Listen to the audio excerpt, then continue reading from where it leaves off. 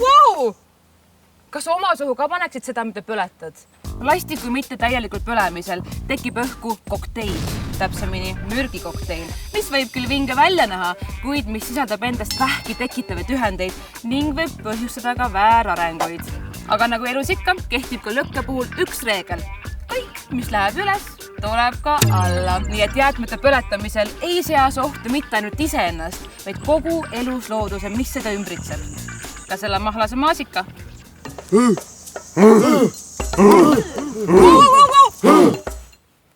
Kas sina tead, et tule tegemises kasutatav materjal peaks olema vähemalt sama puhas ja kuiv nagu Ott Tänaku rallirada? Nii et please, ole nagu Ott ja ära ralli mingite plastimööbli ja muude kahtlaste jäätmetega. Ja kui sa tõesti ei tea, mida oma nodiga peale hakata, siis ütleb kuhu viia .ee sulle täpselt, kuhu oma nodi sokutada. No nii, läheb nüüd!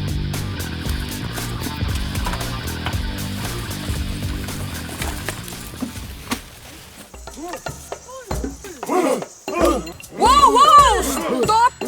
Ma kohe üldse imesta, miks mõnel inimesed suitsuses olemisest iiveldus peavalu või lööve tekivad.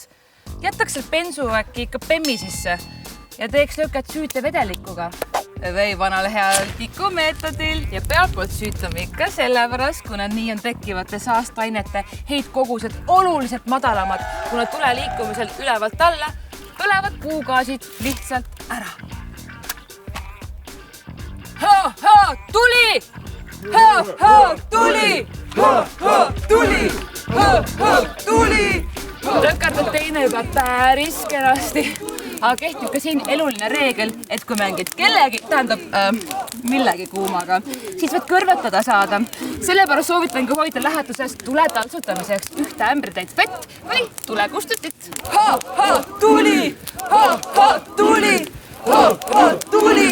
Järgmine kord, kui oled lõket tegema, siis korja kõik oma jäätmed kokku ja tee tuld ikka puudest.